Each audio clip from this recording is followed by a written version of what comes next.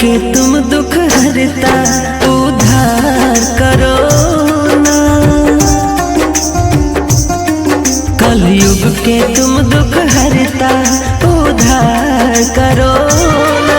शमशान हुआ मेरा जीवन, बेड़ा पार करो ना, बेड़ा पार करो ना। हे कमला बाबा फरियाद सुन लो, हे कमला बाबा फरियाद सुन लो।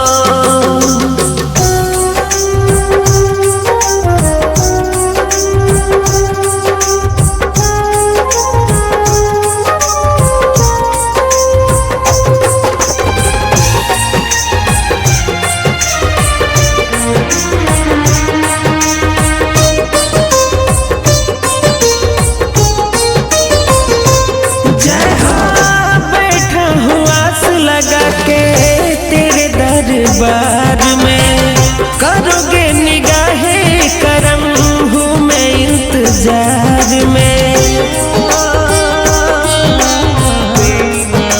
हाँ, बैठा हूँ आस लगा के तेरे दरबार में, करोगे निगाहें करम, हूँ मैं इंतजार में।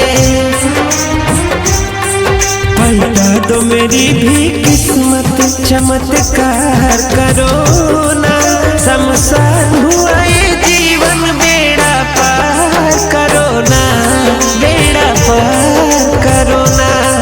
हे कमला बाबा फरियाद सुन लो, हे कमला बाबा फरियाद सुन लो।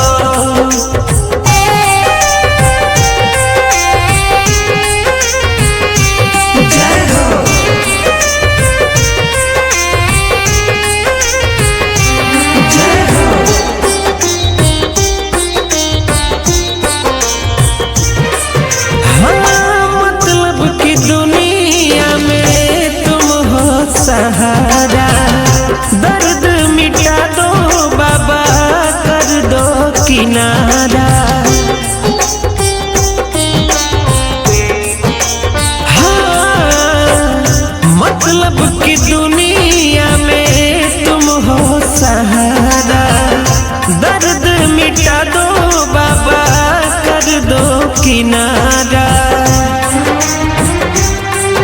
इस भागा के ऊपर उपकार करो ना, मझधार में है जीवन, बेड़ा पार करो ना, बेड़ा पार करो ना।